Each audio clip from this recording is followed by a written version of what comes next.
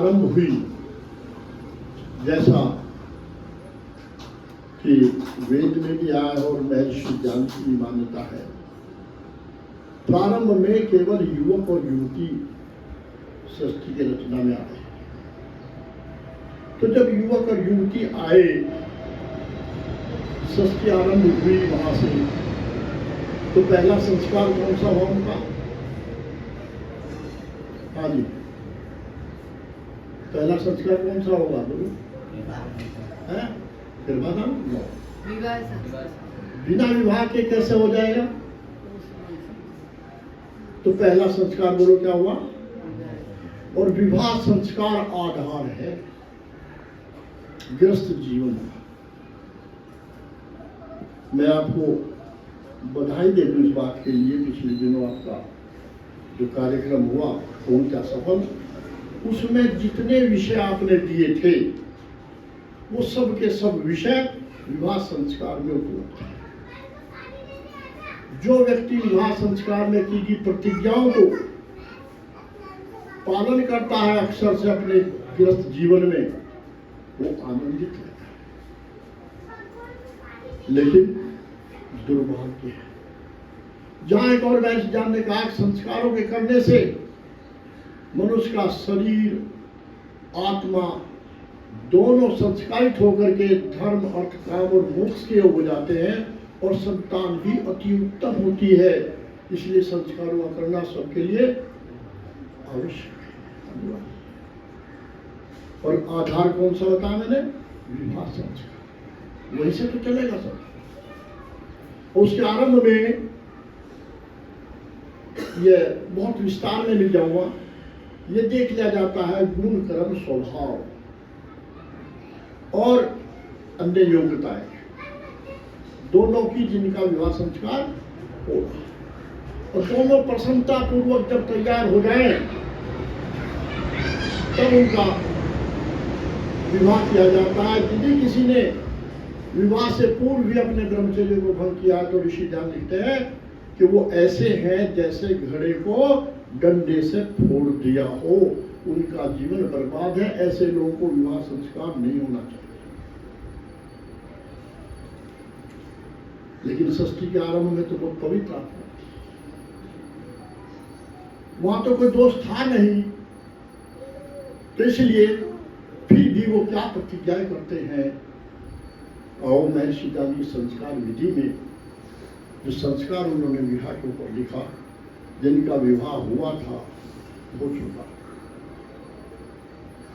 उन्हें याद स्मृति हो जाएगी कि क्या क्या प्रतिज्ञा की, और जिनका होना है उनकी तैयारी हो जाएगी। लेकिन ये जानना चाहता हूँ, क्या आपको याद है कि क्या क्या प्रतिज्ञाएं की थी, कौन कौन से शपथ ली थी, उनका पालन हम अपने गृहस्थ में कर रहे हैं कि नहीं कर रहे हैं?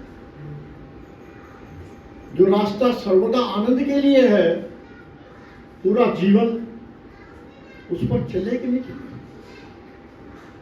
आओ कुछ चंद बिंदु उसमें से निकाल करके आपके सामने प्रस्तुत करना चाहिए। वैसे विद्वानों को वही वक्तव्य देने चाहिए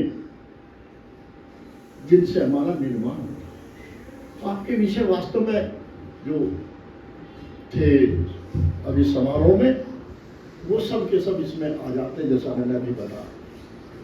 वो पहली बात आती है, हालांकि परंपरा बन गई है,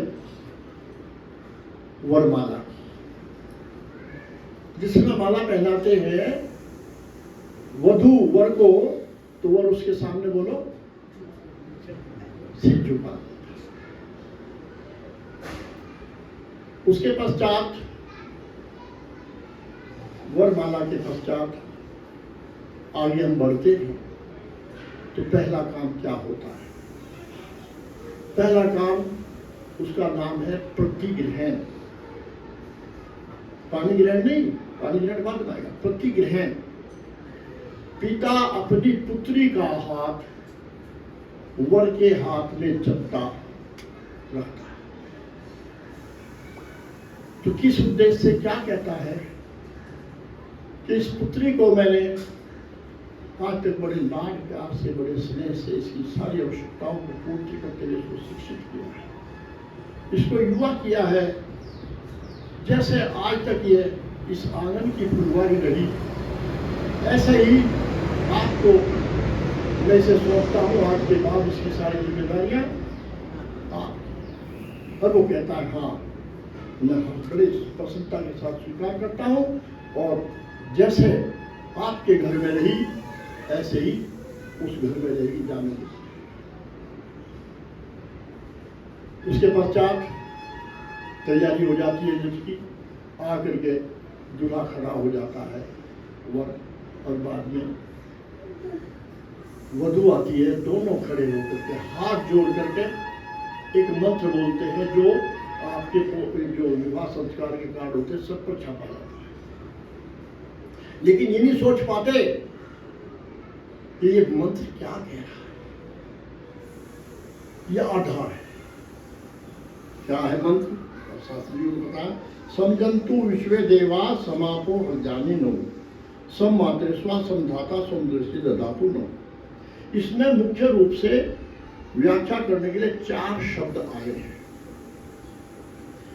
कि वो कहते हैं, हे इस सभा मंडप में बैठे हुए विद्वान लोगों, हम दोनों प्रसन्नता पूर्वक घोषणा करते हैं। तो कौन बैठे वहां पर बोलो? विद्वान। यह हमेशा ऋषि ने स्पष्ट लिखा है, ये कन्या के घर में होता है। और घोषणा क्या करते? समापो। आपो कहते जल को, कि जैसे जल पवित्र है, शांत है और स्थिर है, इसी प्रकार जल के समान जैसे वो मिला हुआ है, हम भी मिले हुए हैं। मिले से तात्पर्य का क्या है? जैसे 2 नदियां आकर के एक स्थान पर मिली, आगे उसका नाम नदी का एक ही हो गया। और मैं एक उदाहरण दिया करता हूँ छोटा सा। एक गिलास में पानी है वधू का और एक गिलास में पानी है वर का। उन दोनों गिलासों के पानी को मैं एक बड़े जग में डाल दिया और फिर कहा वधू को, बेटी जो जल तूने इसमें डाला था, जो तेरा था, उसको निकाल। जो तेरा जल था वही। उसने कहा तो असंभव है, इसमें विज्ञान भी फेल है। नाक तोड़ के उतना जल तो निकाला जा सकता है, लेकिन वही जल। तो जिस प्रकार वो अलग अलग नहीं किया जा सकता, हम दोनों जीवन भर अलग अलग नहीं। हमारे यहाँ ये डाइवर्स और ये तलाक ये क्या है? ये एक अंग्रेजी का है, एक उर्दू का है, हमारे यहाँ भाषा में तो है ही नहीं यार। दूसरा शब्द आता है जो बहुत महत्वपूर्ण है, इससे भी मातृश्वर, कि हम जैसे मुझे अपने प्राण प्यारे हैं। क्या कहता है वर? जैसे मुझे अपने, सारे को अपने प्राण प्यारे होते हैं कि नहीं होते? बोलो। जैसे मुझे अपने प्राण प्यारे हैं ऐसे तेरे प्राण मुझे। वो भी कहती है, क्योंकि दोनों ने घोषणा की है कि हाँ, जैसे मुझे अपने प्राण प्यारे हैं ऐसे ही आप मेरे, आज से आप मेरे प्राण पति है। वो कहता नहीं, दोनों मिल गए, आत्माएं मिल गई, शरीर भले अलग अलग हैं, लेकिन उन दोनों में घोषणा की उसको अलग। एक दूसरे का कितना लगाव होगा जब आत्मीयता होगी, कल्पना करो। और तीसरा है संदेश, जिसे पहले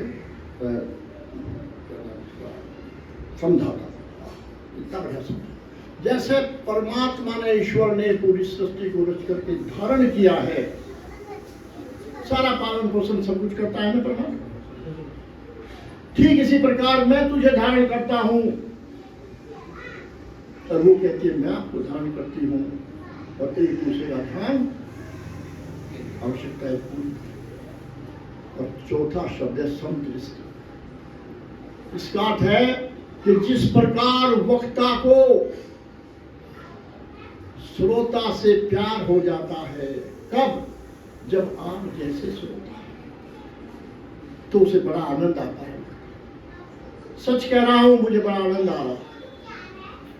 तो जो आनंद वक्ता को आता है, श्रोताओं के साथ मिलकर जब श्रोता सुनने वाले हों, सत्संगी हों, उसको ध्यान करने वाले, अपने जीवन में अपनाने वाले हों, तो ठीक ऐसे ही मेरा रास्ता एक बात और कह दिया करता हूं कि हमारा प्यार ऐसा होगा जैसा जब गाय जाती है, अपने गाय देखी होगी, जब वो बच्चा देती है तो सब उसको चाटती है और शेरनी बन जाती है, उसके पास कोई और नहीं। तो जिस तरह वो चाटती जाती है प्यार, ऐसे प्यार, और उसके पश्चात आप राष्ट्रभक्त यज्ञ कराते हैं, जैसा आपके उसमें भी था राष्ट्र के बारे में, इसलिए मैंने इसे दिया। राष्ट्रभक्त का अर्थ होता है, जो मंत्रों के पूरे के अर्थ सुनाऊंगा तो देर लगेगी, लेकिन दो शब्द महत्वपूर्ण, एक तो ब्रह्म शक्ति और एक दूसरी अक्षात्र शक्ति। इन दोनों की प्रार्थना की जाती है। कब? षष्ठी का जब युवती की शादी, अर्थात हमारे अंदर ब्रह्म की शक्ति होगी। और ब्रह्म माने तीन है, ब्रह्म माने परमात्मा, ब्रह्म माने वेद और ब्रह्म माने ब्रह्मचर्य। तो तीनों शक्तियां, ब्रह्मचर्य की शक्ति भी, आप कहेंगे ग्रस्त में जा रहे हैं, ब्रह्मचर्य की शक्ति की बात है। अब तक तो ब्रह्मचर्य की शक्ति थी, लेकिन ग्रस्त में भी ऋषि ज्ञान के शब्दों में कह दूं, केवल संतानोत्पत्ति के लिए ही वो मिले आपस में, अन्यथा ब्रह्मचर्य का। इसीलिए ब्रह्मचर्य की शक्ति कहा है वहां पर। और वेद की शक्ति, हम वेद के मार्ग पर चलते हैं। ईश्वर की शक्ति, अभी गीत गा रही थी बेटी, ईश्वर की शक्ति की व्याख्या हो रही थी। तो ईश्वर की शक्ति कितनी महान है, हम उससे जुड़े हैं, हम ईश्वर की आज्ञाओं का पालन। क्यों जी? जब मेरे अंदर कोई दुर्भावना आई, कोई गलत बात आई, चोरी आदि करने की बात आई, तो उस समय जो ब्रह्म को जानता है, ब्रह्म से जुड़ा हुआ है, तो उसके अंदर वैसे सबके अंदर आता एक डर पैदा होगा। यह शंकर ऋषि ने लिखा। और जो ब्रह्म से जुड़ा हुआ है, उसने ईश्वर की बात को मान लिया और चोरी आदि गलत काम नहीं किया। लेकिन जो ईश्वर से नहीं जुड़ा है, कि न्यायकारी तुझे देख रहा है, तेरे अंतर्गत की मन वचन कर्म की सब कुछ जानता है, और तेरे किए के अनुसार तुझे सत्य का आधारित न्याय करता है, वो पक्षपात नहीं। तो इसलिए ब्रह्म शक्ति का आधान करना हमारे लिए बहुत आवश्यक। इसलिए जात कर्म में बालक की जिह्वा पर ओम लिखा जाता है, बच्चे ओम से जुड़ते हैं। आगे बढ़ता हूं। जब हम इन शक्तियों से जुड़ गए तो अगले आपने क्या था, वो लाज्जा हो। लाज्जा हो क्या है? अर्थात हमारी हर क्षेत्र में विजय हो गए। उन्होंने आज जो काम करेंगे उसको इतनी तन्मयता से, इतना ध्यान से, इतने साधन जुटा कर करेंगे कि प्राप्त कर सकते हैं। इसको कहते हैं पुरुषार्थ, ऋषि ज्ञान की भाषा। जब कोई बालक निर्णय करता है, जैसे बालक बैठा है क्लास में पढ़ने जाता है, निर्णय कर लिया कि मुझे IAS अफसर बनना है, मुझे डॉक्टर बनना है, इंजीनियर बनना है, अभी वो नहीं है, लेकिन संकल्प ले लिया और संकल्प की ओर बढ़ चला, तो वो लोग अपने लक्ष्य को प्राप्त कर रहे हैं, जो इधर उधर नहीं भटके। तो इसलिए कहा कि हम इधर उधर नहीं भटकेंगे, अपने लक्ष्य की प्राप्ति करके। और तीसरी बात आई, आपने उसमें अभ्यातन हो, इसके बाद जब अभ्यातन हो, अभ्यातन हो में बहुत बड़ा विस्तार है कि जितने कष्ट आते हैं चाहे हमें बाढ़ आ जाए, अचानक भूचाल आ जाए, ज्वालामुखी फट जाए या कोई और विपत्ति आ जाए किसी तूफान आदि से, हे परमात्मा हमें उनसे बचाना। और साथ ही एक बात और जोड़ दी मंत्रों में कि जो हमारे पूर्वज हैं और वर्तमान में हमें हमारे जो पितर हैं, माता पिता और पितामह हैं, बाबा दादी नाना नानी आदि, वे जो हमें शिक्षा देते हैं, जो हमें संस्कार देते हैं, उनका हम अनुसरण करें, उन मर्यादाओं का उल्लंघन न होने चाहिए, मर्यादित रहे। और उसके पश्चात छोटी छोटी बातें हैं, नेपाली में बात है, जैसे शिलारोपण। हाँ, आप सही कह रहे हैं, पानी ग्रहण में 6 मंत्र है। वर सामने खड़ा हो जाता है, वधु बैठी रहती है, उसके हाथ को लेकर के हाथ में हाथ 6 मंत्र हैं, 6 बार उठा। और जब हाथ पकड़ा है तो किस लिए पकड़ा? छोड़ने के लिए नहीं, जीवन पर्यंत के लिए पकड़ा है हाथ। और इस हाथ को पकड़ के क्या प्रतिज्ञा कर रहा है, क्या दोनों आपस में क्या करते? तो पहली बात उन्होंने कही कि हम आज इस सभा मंडल में बैठे हुए विद्वानों ने सबने ईश्वरी की वृद्धि के लिए, सुसंतान आदि के लिए, धन आदि के लिए, सब के लिए हमें आपको मुझे सौंपा है। वो भी कहती है आपको मुझे सौंपा किस बात के लिए? सबसे पहली बात आती है कि हम एक दूसरे के हाथ बिक चुके हैं। देखिए, चार वेद का कहता है, ऋषिजन का परिभाषा कहता है कि हम एक दूसरे के हाथ बिक चुके हैं। मैं सोचा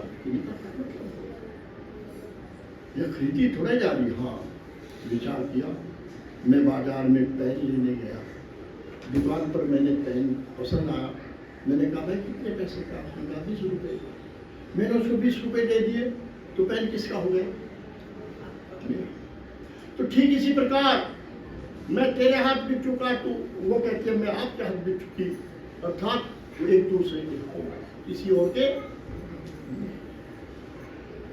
उसमें बिकने के बाद आगे आता है, हम अपने अपने दूसरे मतलब शॉर्ट में करता हूँ, अपने अपने दायित्व जो हमारी जिम्मेदारियाँ हैं उनको पूर्णता निर्वहन करेंगे, तन्मयता के साथ, खुशी प्रसन्नता, आनंदित रहते हुए।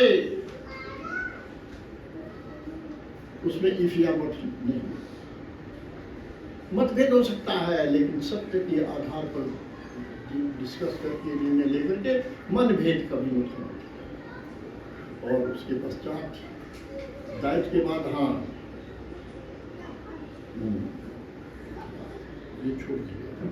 फिर आता है, ये मैं इसमें आ गया सम्मान में, वो कहती है कि मुझे समय समय पर जब आवश्यकता पड़ेगी वस्त्र और आभूषण जरूर देते रहे।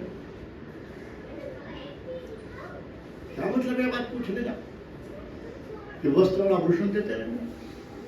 मैंने समझा वो आज का जमाना बड़ा खराब है, इस जमाने के लिए कहा होगा।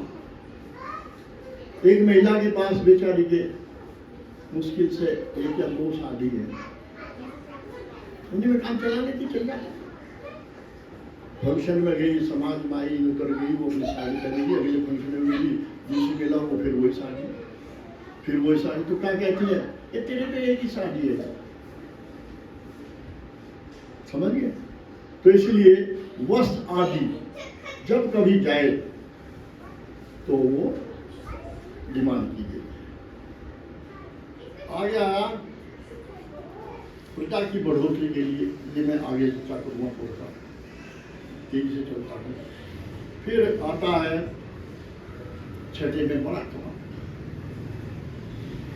कि जहाँ एक दूसरे का सहयोग से रहेंगे वहाँ एक दूसरे से कोई चीज छुपाएंगे नहीं। और यहाँ तक कहता है वर, हे वधू, मैं तेरे से किसी प्रकार की चोरी नहीं करूँगा, अर्थात चोरी से कुछ खाऊंगा भी नहीं।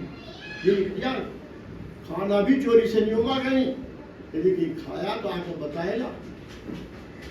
तो जब चोरी नहीं करने का खाने की भी, तो कलम में जाकर तो उल्टी सीधी चीजें खा लेगा, क्योंकि पत्नी को बताना है। अगर बताना है तो फिर तो वही खाना है जो खा के पड़ा, और उसके लिए लेकर आना है। खुद खा तो लेके जाओ। क्यों, जब आप किसी फंक्शन में जाते हैं, क्यों जी, प्रसाद मिलता है जिंदगी में, तो सोचते हो घर भी लिए चलो, तो ये प्रसाद मिला था। तो इसलिए विवाह संस्कार आदि के समय मिठाई देते हैं, लेकिन घर ले जाओ।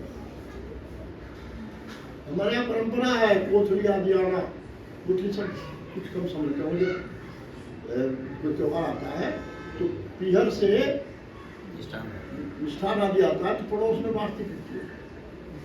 गांव की परंपरा है, शहरों में तो खत्म है। शहर में तो एक फ्लैट वाला दूसरे फ्लैट वाला चीज। इसलिए उससे आगे मैं बहुत क्या बताऊँ, लंबा चौड़ा वाला ये करते हैं। सीधा लोग पत्थर रखा है, उस पर पैर रखना है। वधू पैर रख सकती है कि नहीं रख सकती है? रखिए नहीं। वधू का भाई उस पैर को उठा के पत्थर पर, तो युवा है, रख सकती है। भाई से क्यों रखवा ऋषि दयानंद ने? भाई कहता है बहन मैं तेरे पैर पर, किस बात के लिए पकड़ रहा है? जैसे पत्थर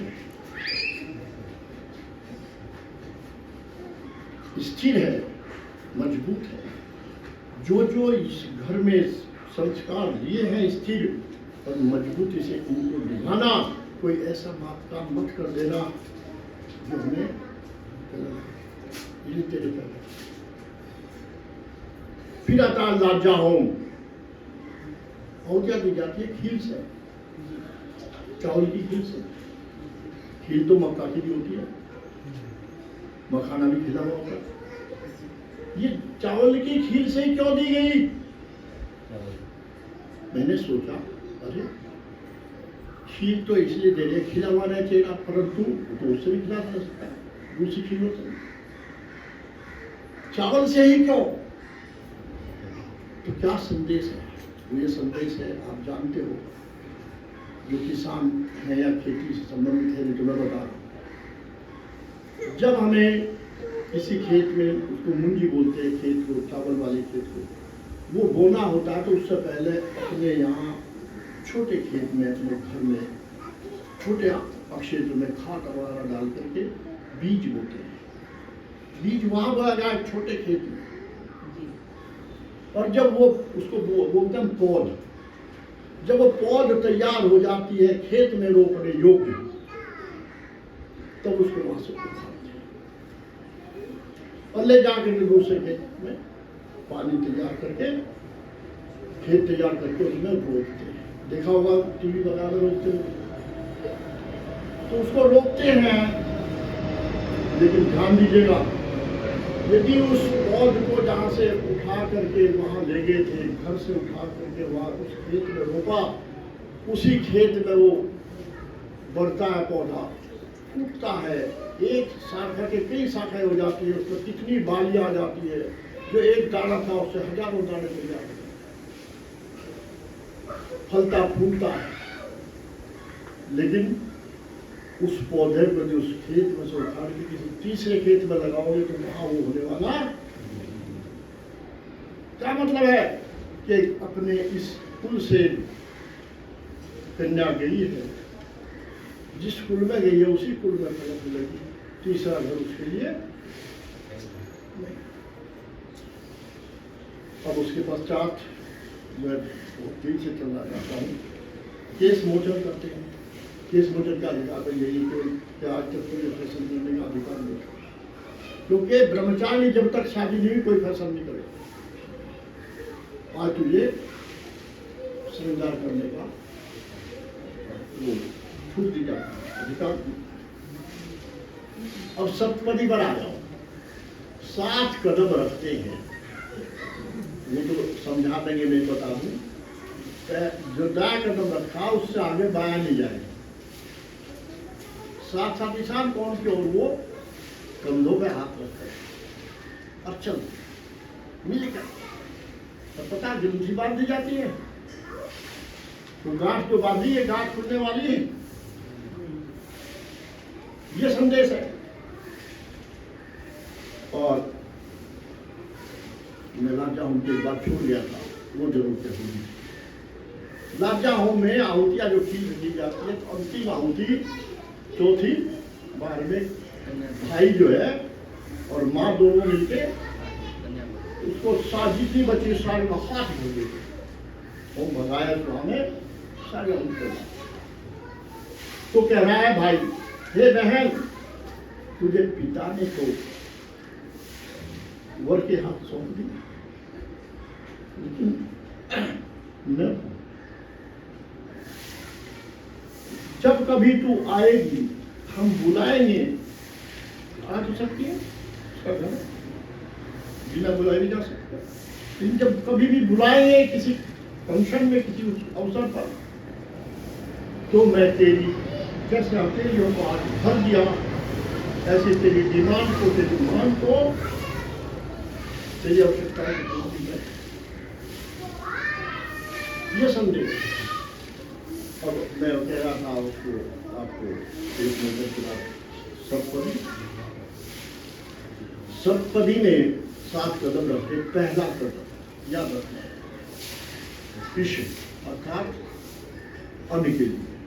केवल अन्न शब्द कहा है वहां पर, परंतु अन्न का अर्थ है जो तुम्हारी डाइनिंग टेबल है, उसमें जितना कुछ भी खाद्य पदार्थ आते खाते पीते हैं, उन सब का खर्चा दो खड़े कहते हैं हम करेंगे। अपने घर का खर्चा खाने पीने का हम उठाएंगे और पिता के ऊपर माँ के ऊपर निर्भर। तो शादी करते हैं हमारे यहाँ जी, जब समाज हो जाता, तो इसलिए वो घोषणा करते हैं। दूसरी घोषणा उनकी होती है ऊर्जा के शक्ति प्राप्त, अर्थात ऐसा भोजन खाएंगे जिससे शक्ति मिले, मजबूत है, राजस्व पाए, अर्थात दोनों मिलकर हम धन भी कमाएं।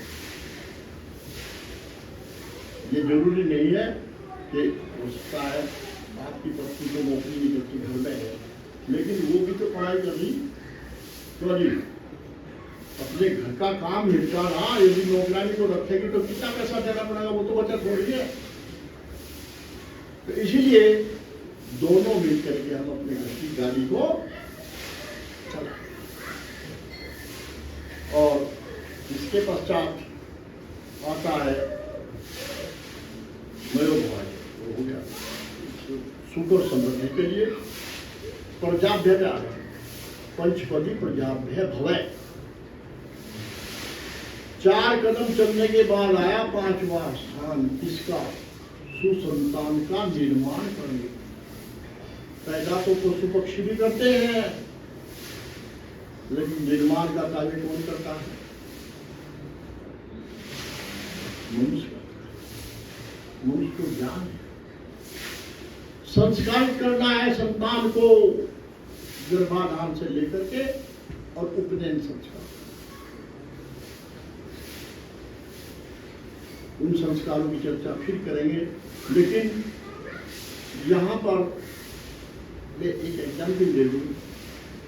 वो ये एक वन है, फॉरेस्ट, और फॉरेस्ट में एक पेड़ ऐसा है जिस पर फूल लदे हैं, और फूल बड़े सुगंधित है, देखने में भी सुंदर है।